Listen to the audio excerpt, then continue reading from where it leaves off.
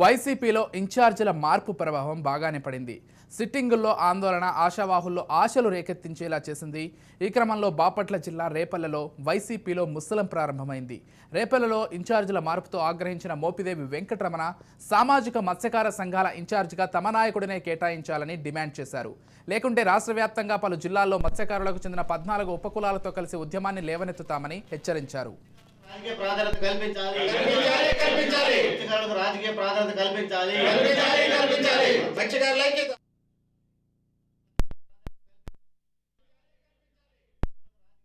పైనే జనాభా ఉంది.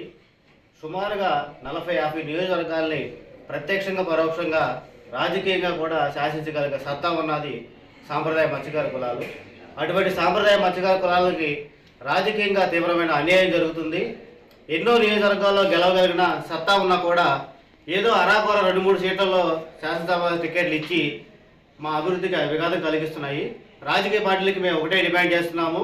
ఈ రాబోయే ఎలక్షన్ సందర్భంగా ముఖ్యంగా ఇచ్చాపురం నుంచి తాడా వరకు రాయలసీమ జిల్లాలో కూడా కలుపుకుని మొత్తం సాంప్రదాయ మత్స్యకార కులాలకి దాదాపు 20 పైన సీట్లు కూడా కేటాయించాలని చెప్పి ఈ సందర్భంగా డిమాండ్ చేస్తున్నాము. ఇందులో భాగంగానే ఏదైతే రాజకీయ పార్టీలు మత్స్యకారులకు ఇచ్చిన టికెట్లను కూడా అదేవిధంగా బేషరతుగా ఎటువంటి హామీలు లేకుండా కొనసాగించాలని, ఆ నియోజకవర్గంలో